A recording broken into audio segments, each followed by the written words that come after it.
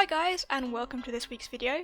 This week's video is a speed paint of a blue tit completed in Polychromos and Derwent Drawing coloured pencils on Canson Mi-Teintes toned paper. I was inspired to draw this little guy because recently we've had loads of colourful feathery visitors on our bird feeders. So whilst showing you the process of this drawing, I'll be discussing some misconceptions about art in general that I find particularly frustrating. I know it's not entirely positive or upbeat, but I thought it would be interesting nonetheless. So let me know if you've experienced these frustrations yourself, or not, and tell me what your pet peeves are. So let's start off with a big one. One of my biggest pet peeves is people asking for free art, and it's weirdly common for people to do this. I've had people ask me for free art, assume my art is free, or offer me pictures of their pets to draw. So I think the confusion here lies in the fact that I'll often draw seemingly random photographs of animals that I find on royalty-free reference photos websites, but I choose these photos because they suit my needs in terms of lighting, quality, etc.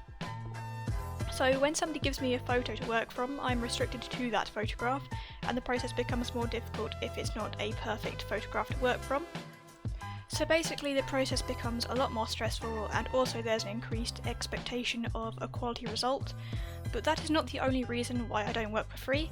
It's a matter of principle for me. People are willing to pay me for my time, skill and material, so why should I cheat a paying customer by giving somebody else free work? It's unfair for both me and for people who are willing to pay. I find that artists are very undervalued in general. People don't really understand the amount of work that goes into a drawing. It usually takes hours for a piece to be completed. Moreover, a lot of people believe that artists shouldn't get paid because them enjoying their work is payment enough. Look at it this way, commissioned art is a service and product. You're paying for the artist's time, skill and materials. You wouldn't comment on, for example, a carpenter's social media asking them to refit your kitchen for free, so why do artists receive this request so often? There's so much more that I could discuss on this topic alone, so maybe I'll cover it in more detail in another video. So on to the second pet peeve. Have you guys ever had somebody suggest that you should draw something, a subject matter, medium or particular style that you have essentially never touched before? How frustrating is that? I know of so many people who enjoy drawing illustrations or cartoons and they get told that they need to draw more realistically, and I've also been suggested and told to draw lots of things that are entirely unrelated to what I usually draw. So I usually draw pet portraits, but I've been told to draw human portraits, landscapes, vehicles, lots of things that I either rarely touch or I never have. Although observational skills are applicable to anything you're drawing, different subject matter requires different techniques, and the same goes for style and mediums. And it's not just a matter of skill as well, it's a matter of choice and enjoyment. So there's a reason why you guys see me draw lots of cats and dogs and tigers and birds. That's because I really like drawing those things. On to number 3. I'm sure some of you guys have experienced this, people saying things that suggest that your skill is sort of randomly acquired rather than worked for or achieved. Like being told you're a natural talent or that you're blessed or gifted. So I understand that these are meant to be compliments, so I usually thank them and tell them that I worked very hard to get where I am and that I strive to improve myself further. But this also goes hand in hand with the I wish I could draw as well as you compliment, I guess. I believe that anybody can draw as well as me. You just have to work at it and be determined. It's just like anything, the only thing that's stopping the majority of people from getting there is drive. You really have to be passionate about what you do in order to get somewhere with it. I do just want to clarify here that I believe that people can have a natural affinity to be able to do something like drawing or, for example, some kind of sport, but I think that a lot of that comes down to personality.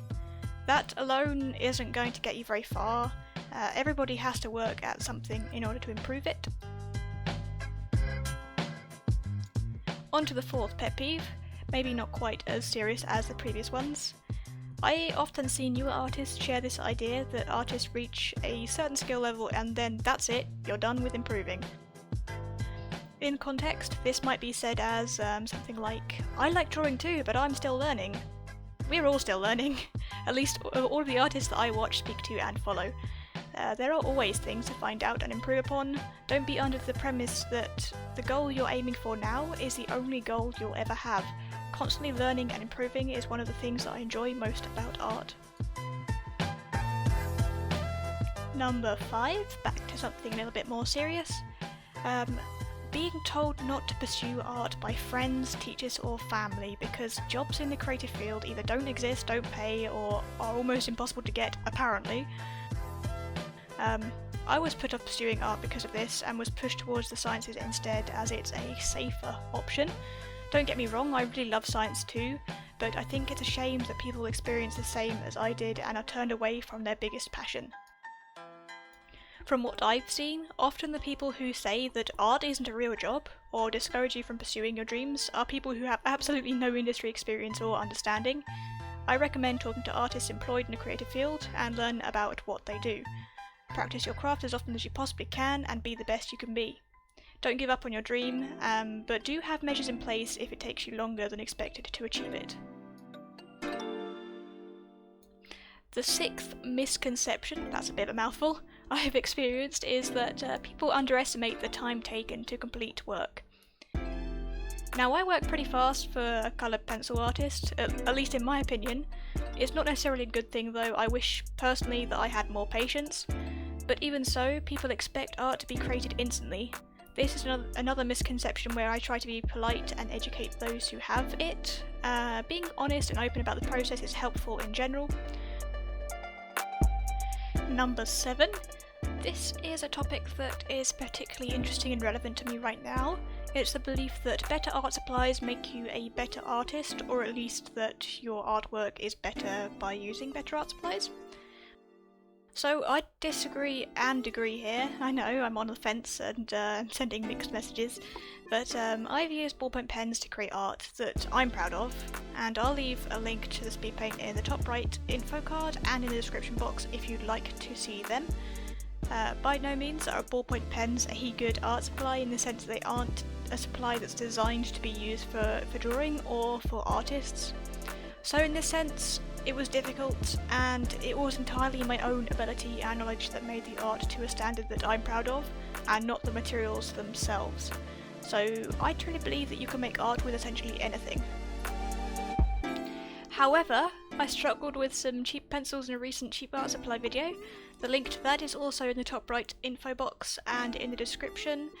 The outcome was okay, but I know that it would have been better if I had used the pencils that I'm used to. They are high quality and designed for artists. So with better supplies, you have less technical limitation, it's easier to get the result that you want, and you don't have to compromise the way you work or your subject matter to better fit with what you're using. But upgrading your supplies isn't going to simply improve your skill level overnight. So here's an analogy. If you like to run, buying better shoes isn't going to improve your agility, but it might make the ride more comfortable. It could give you a bit more of an edge, but you wouldn't become an entirely different athlete just by changing your shoes. And if you're not all great at running anyway, then there's not going to be a noticeable difference between one shoe and the next.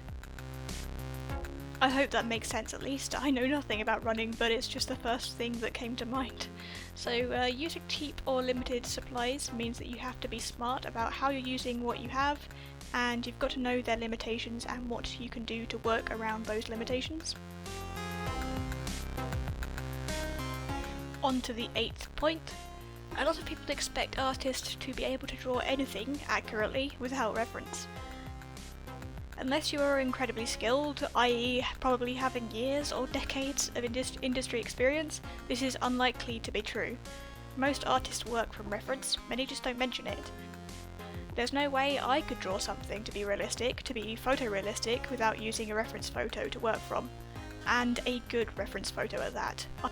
I'm definitely not a miracle worker. I can't make a dark, out of focus or low resolution image into an accurate, highly detailed version.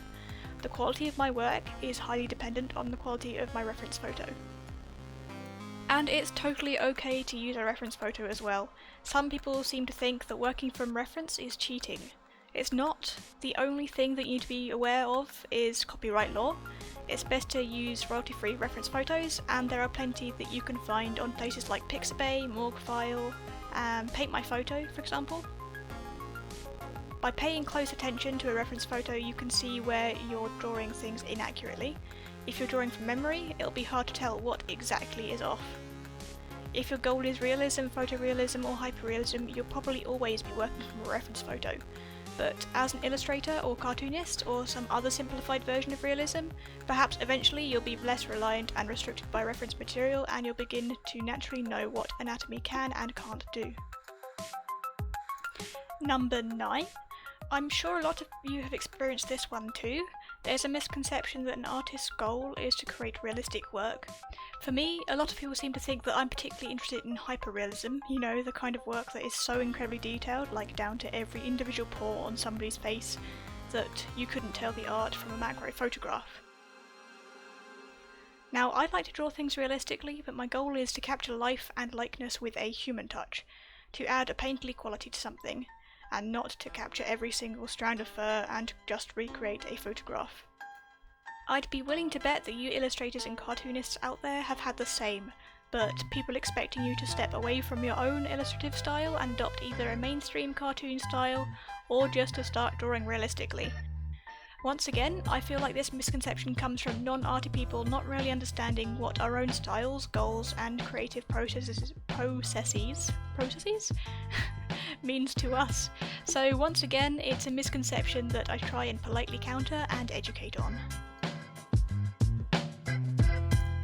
And last but certainly not least, number 10. And another can of worms. This one's about copyright, so I might go into more detail on this in another video. So a lot of people don't understand what copyright means and what it actually is. Copyright is something that is automatically given to a creative work upon creation. You don't need to apply for it. So this means that unless otherwise stated, all images on the internet are protected by copyright law and you do not have permission to use it. And this is when royalty-free reference sites come into play. These are websites where the owners of the images have relinquished rights to the photographs, so you can use them for whatever purposes you want, or at least what the terms and conditions say, or what Creative Commons attribution the image has. This means that you are free to draw the image from these sites, and sometimes even sell the art made using them, without risking getting into a legal dispute with the copyright holder. Remember, just because the image is on Google search doesn't mean that it's up for grabs as reference material. It's especially bad form to use somebody else's artwork as part of your own, for example by tracing it. This is a very quick way for an artist to ruin their online reputation. Fan art is technically a breach of copyright law unless you've had express permission from the owner of the IP or the photographer to use the work. Otherwise, you'd have to prove that the work is derivative, either a critique or a parody, in order to be safe from a copyright dispute. If you have any more questions about this topic, feel free to ask and I'll do what I can to answer them. So that about summarises my top 10 most frustrating misconceptions about art. If you'd like to see me go into more detail about any of the topics mentioned here, feel free to leave me a comment down below. If you've experienced some of these frustrations, be sure to leave me a like. Share with a friend if you think they'd find this video helpful too. Thank you very much for watching. Apologies that this video was a little bit more negative than usual, but I'll see you next week for something a little bit more chirpy.